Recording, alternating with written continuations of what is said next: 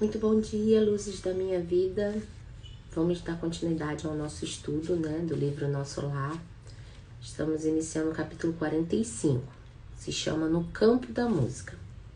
À tardinha, Lísias convidou-me para acompanhá-la ao campo da música. É preciso distrair-se um pouco, André, disse ele gentil. Vendo-me relutante, ele acentuou. Falarei a Tobias. A própria Narcisa consagrou o dia de hoje ao descanso. Vamos? Eu, porém, observava em mim mesmo singular fenômeno. Não obstante a escassez dos meus dias de serviço, já dedicava grande amor àquelas câmaras. As visitas diárias do ministro Genésio, a companhia de Narcisa, as inspirações de Tobias, a camaradagem dos companheiros, tudo isso me falava particularmente ao espírito. André Luiz, nesse momento, já demonstra o amor pelo trabalho dele, Ele já estava amando o que ele fazia. Vocês lembram que André Luiz, no começo, ele não queria esse tipo de trabalho? Ele queria exercer a função de médico, porque ele era médico, Mas, gente, a gente precisa entender que nem sempre a gente pode fazer aquilo que a gente ama. Porém, a gente pode amar o que a gente tem que fazer. A gente pode aprender a amar o que é preciso fazer. E nesse momento aqui, André Luiz já estava amando o trabalho dele. Isso é muito legal, Narcisa, Salúcio e eu aproveitávamos todos os instantes de folga para melhorar o interior, aqui e ali, suavizando as situações dos enfermos, a quem tínhamos de todo o coração como se fossem nossos filhos. Olha que lindo, No momento de folga deles, o que eles faziam? Eles ficavam pensando como eles podiam se melhorar, o que eles podiam fazer, para suavizar a situação dos enfermos. Ele não colocou aqui para resolver, porque, gente, a gente precisa entender que nem sempre a resolução do problema está em nossas mãos. Nem sempre a gente tem como resolver o problema nosso ou de outra pessoa. Mas, infelizmente, a gente ainda tem essa ideia, Não, eu tenho que resolver, eu vou resolver. E não é isso. Olha o que ele ensina pra gente aqui, ó. O que nós podemos fazer? Nós podemos suavizar os problemas das outras pessoas. Nós podemos suavizar, as dificuldades.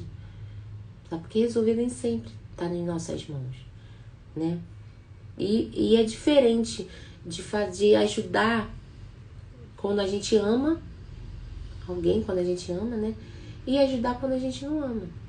Porque quando a gente não ama e a gente vai ajudar, a gente acaba impondo regras, impondo, tem que ser assim, tem que ser assado, faz isso, faz aquilo, outro, A gente quer impor situações.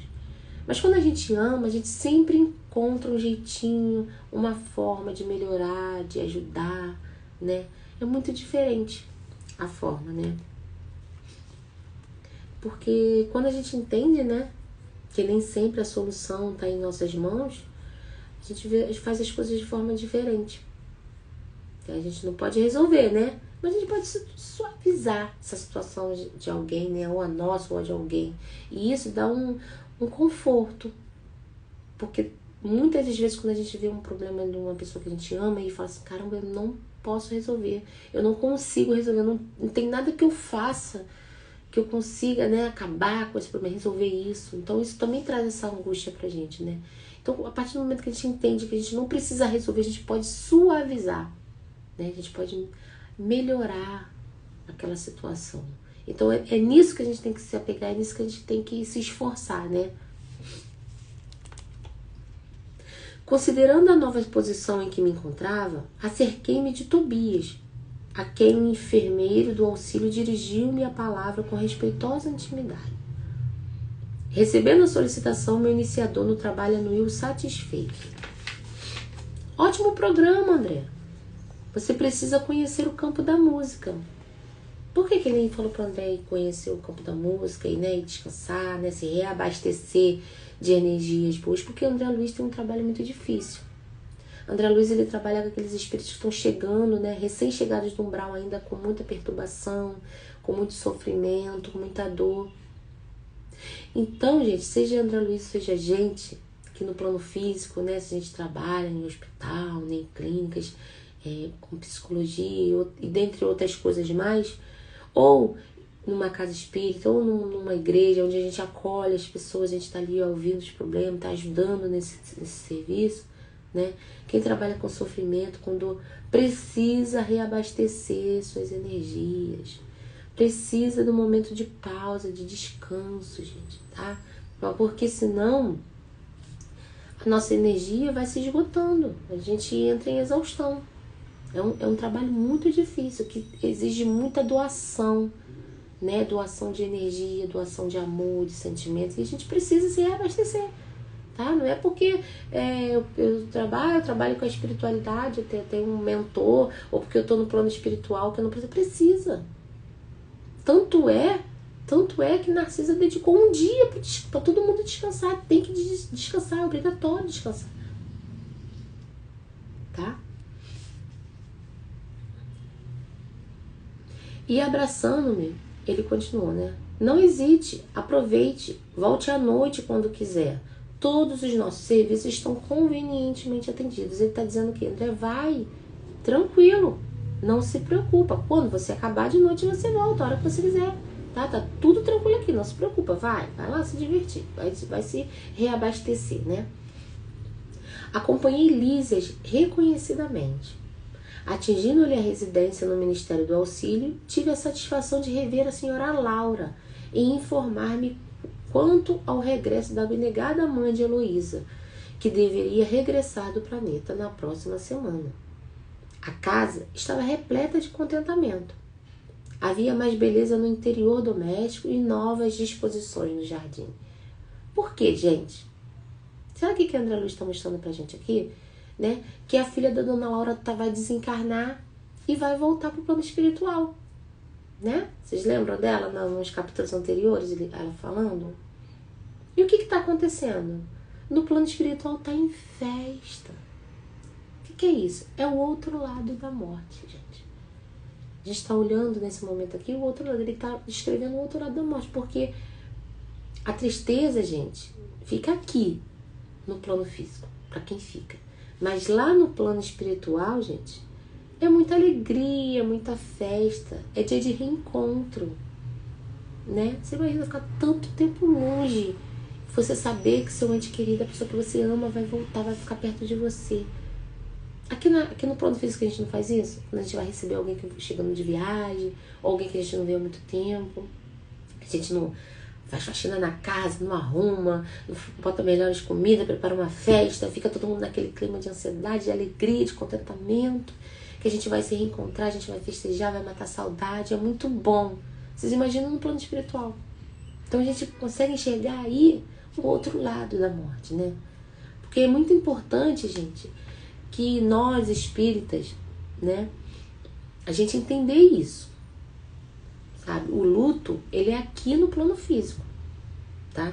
No plano espiritual, que é ligado a essa pessoa que vai desencarnar, sabe? É um momento de festa, de muita alegria, tá? Isso que eu tô falando não é para, gente, diminuir a dor de ninguém, né? Não é para menosprezar o luto de ninguém. Não é isso, tá? Enterrar alguém que a gente ama é muito difícil, é muito doloroso, é muito sofrido. A gente precisa respeitar e acolher. A gente precisa, tá? É muito doloroso. Mas que a gente não se esqueça, tá? Da beleza oculta que tá acontecendo do outro lado da vida, entendeu? A gente não pode se esquecer. Porque ter isso vai ser bom pra gente ter mais forças para entender, para ter resignação, para aceitar, né? Para ter forças para continuar. A gente ter essa certeza, a gente não esquecer dessa festa que está acontecendo, que essa pessoa sente que vai estar lá, ó, sendo recebido com muito amor, com muita alegria, que vai reencontrar aqueles outros nossos entes queridos que já foram antes, que partiram antes. Isso dá um conforto também para o nosso coração, não é mesmo? Então vamos continuar. Despedimos-nos da dona da casa, que me abraçou e falou bem-humorada. Então, doravante, a cidade terá mais um frequentador para o campo da música, né? Toma cuidado com o coração. Quanto a mim, ainda ficarei hoje em casa. Vingar-me-ei de vocês, porém muito breve. Não me demorarei a buscar o meu alimento na terra. Olha que bonitinho, gente. Dona Laura estava brincando com eles. Porque o que ela está falando isso do alimento da terra? É do marido dela. Vocês lembram que ele reencarnou tem pouco tempo? E logo ela vai também reencarnar para poder encontrar o amor dela lá, né? Então ela tá falando, tá brincando aqui com ela. Vai lá se divertir, né? Hoje você vai lá, não tem problema não. Depois eu vou me divertir também. Vou lá, ó. Vou reencarnar e vou encontrar lá o meu amor e tal.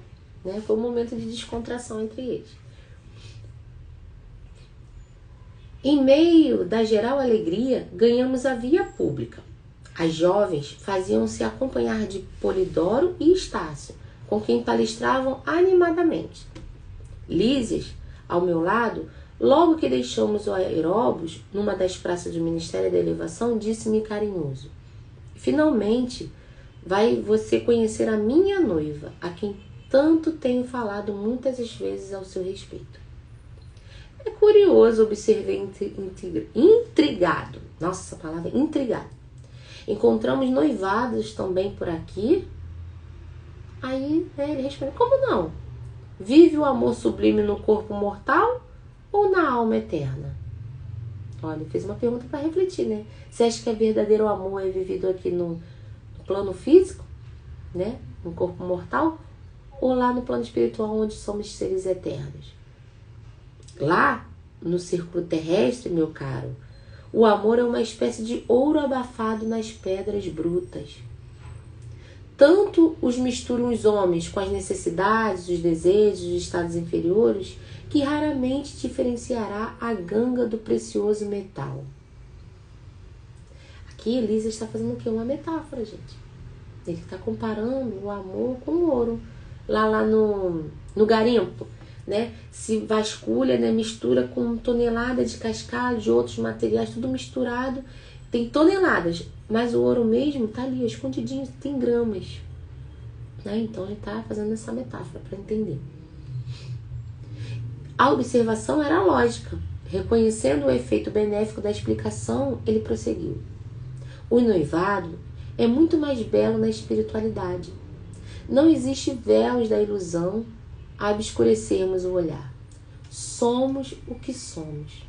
Olha que lindo. Somos o que somos. Porque no plano espiritual, gente, não existe máscara, não existe enganação. Somos o que somos. Né? Aqui no plano físico o pessoal não fala assim, ó. Começou o namoro, nossa, ele era uma maravilha, 1000 flores. Depois que já estavam, sei lá quantos anos de namoro, nossa, aí mostrou quem ele era, né? Não é mais nada daquilo. Né? Depois as outras falam, começo do namoro é mole, ele faz tudo pra você. Depois que casar, eu quero ver. O pessoal não tem costume de falar isso, né? Que a pessoa, para conquistar a outra, ela faz né? Veste, se comporta de tal maneira, mas depois que conquista, mostra que realmente é. Então, lá no plano espiritual, ele tá falando, já no plano espiritual, tudo é muito belo, sabe por quê? Porque nós somos o que somos, ninguém aqui é enganado, tá? Ninguém faz cena para ninguém, nós somos o que somos. Laicínia e eu já fracassamos muitas vezes nas experiências materiais, né? A gente tá falando aqui, ó, eles já reencarnaram no plano físico e já erraram muito, já fracassou no casamento muitas vezes. Devo confessar que quase todos os desastres do pretérito tiveram origem na minha imprevidência e absoluta falta de autodomínio. Liz está conhecendo que o erro partia dele, né?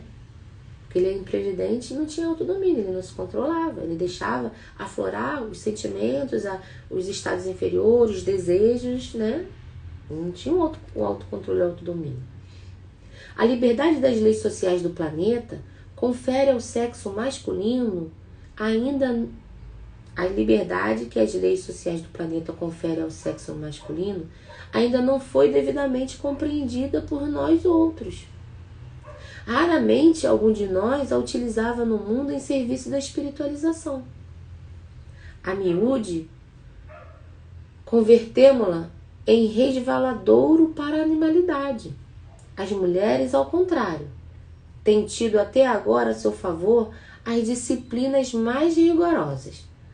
Na existência passageira, sofremos a tirania e suportam o peso das nossas imposições.